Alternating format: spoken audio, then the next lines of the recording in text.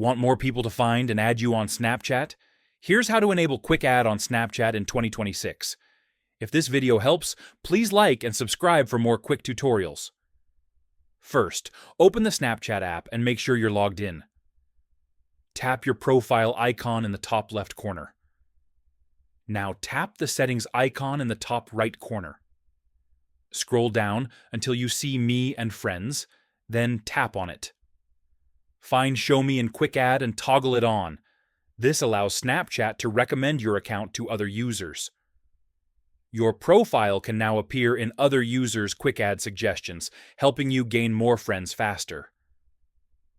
If this is off, people won't see you in Quick Add. Turning it on does not automatically add anyone. To grow faster, keep your username public and stay active on Snapchat. And that's it. That's how to enable Quick Add on Snapchat. Subscribe for more Snapchat tips.